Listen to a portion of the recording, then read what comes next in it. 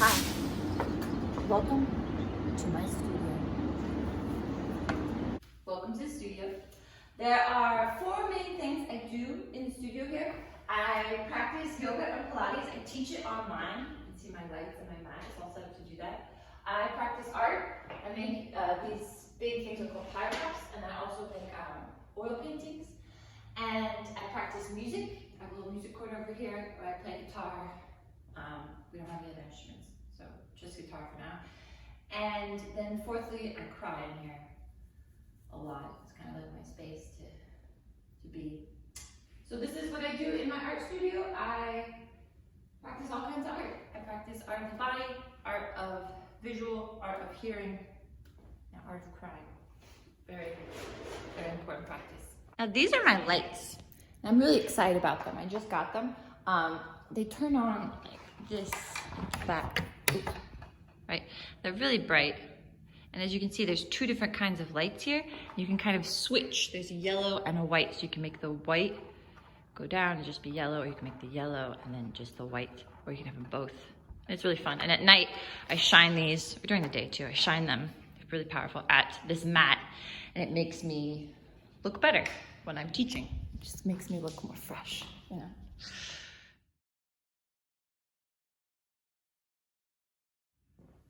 Another great thing about these lights is that they make really dramatic lighting for portraiture. So I've been able to take a lot of really good photos in here with these lights because they just give you really crisp lines, and you can kind of like experiment, like going white or going more yellow, or kind of seeing how different lights affect different things. So it's been really fun. I like these lights. This is the music part of the garage. I like to sit here and play guitar. I've been coming out here every morning, just for a couple minutes before the day starts, to just be by myself. And it's been really nice. Just kind of settle down, relax.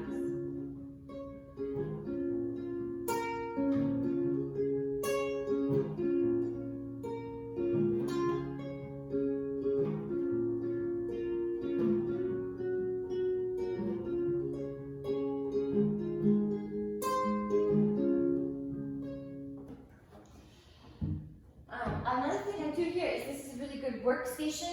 Sorry, I like to stand here and work. And what I've been working on has been these cards. I'll show you. Stand here a lot. This is my view, and I like this view. And I've been making things like this. So little cards that just say thinking of you. There's not much room to write in them, but I've been mailing them out and giving away and selling some of them. And people seem to like them. So this one, you can write something in the middle. This is sun, right? It just says, "You are my sunshine." And just a lot of pretty flowers. It's been nice for me to do this. Just mail people letters, let them know that I'm thinking of them. It's also really nice to just make something really stupid. Like just like flowers and clouds are a good thing to be drawing right now. I've enjoyed making these. And I've made some money by selling them online. So that's all, it's a really good way to do it. This one, it's like a message, a secret message you get. Right. So that's just kind, right? And then these are funny if you speak English.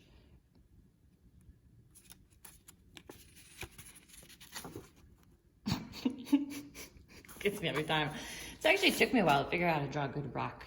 I couldn't get it for a while, but I got it now. And then we have this expression. So again, I'm not sure if you'll understand this joke, but it's funny. If you know what that is, hope you do. So it's a really, really hysterical joke. You just might not understand it. I just got one. These are my pyrographs, or some of them. I started getting into this right before I had to leave New York City. I had a soldering iron, and someone had left some wood out, and so I started making all these images by taking this hot metal stick and burning into the wood. This process is like insanely satisfying for me because I kind of take an image or I doctor it or I make it somehow, and then I'll project it. And I have like an old projector in here. They have like a new one, so it's a little different. I'll project it on and then I'll trace it. And then from the tracing, I'll take another that hot stick, and from on top of the tracing, then I'll do it again. And so I really like this because I get to do the same thing over and over and over again, right? Which the pattern I really like. And then also like it's something about like information and how we get it, because like almost all the time it's from a picture, right? But sometimes I'll take a couple of pictures and combine them or make them or doctor it or edit it somehow. So I'm already taking the original thing and just changing it. And then from that, I take this, I print it off, or I get it like a copy of it, so it's even worse. It's like another copy of it. And then on top of that, I use that to project it. So now it's getting even further removed from the original thing. And then from the projection, I trace it. And then from the tracing, I finally burn it. And then from the burning, I put on it. So oftentimes they look very similar to the photograph, but yet they also look very different. And it's this, because I'm really confused at how people process information or how we understand each other. And this is kind of to keep working on me to get it like, first of all, I love the way they look. They're really like, they're not easy to make. You have to like really do it, and you can see that. You can see the effort it takes in it. And it looks kind of gritty and rough. And you can tell, like this one I made with my old soldering iron, and this one I made with my new one. And it's like a special one for it, so you can tell, like I can get more like details in, right? When it's like the newer kind. But I really liked this, like this old kind of method, because it's so magical. It just looks, it fills me up. Another thing about the tracings and the drawing, the way of doing all this whole process is that oftentimes things get really confusing. And you can understand it if you look at it from far away, but you can't really understand it if you see it up close. A good example would be like the faces. Like this face isn't really a face. If I just showed you this, you'd be like, oh, Charlie, you're not a very good artist. Because it doesn't really look like a face. Or this face, specifically here, this is a girl, this little girl's face. Like if you just look at this part of it, that doesn't look like anything. But then if you look at it from far away, or when you look at it in the context of everything, it makes sense. And that's kind of, I think, how language works, or how a lot of things work, is we have to think we know what's going on, but we have to really see it in the context of, the bigger image, or you have, I don't know. So this is just how I'm trying to think through all of this stuff. But these are super fun to make, and the work on the wood is great because you have to like sand it. It's just the whole process of it takes a lot of time. It takes so much time. And you just have to do the same thing over and over again. So like this one, just to get to this stage of it, and then you have to like dye it, like do all these different stains and sand it a couple more times. So to do this probably took around 6 hours of work, just to get to this point. And this isn't even done. Like one that is done is on the back right here. Okay. And this one is more done because it's been stained, it's been sanded, the dog's going in. But you can see that there's, like you can see the difference, but to get it there, it's gonna take a little bit more work.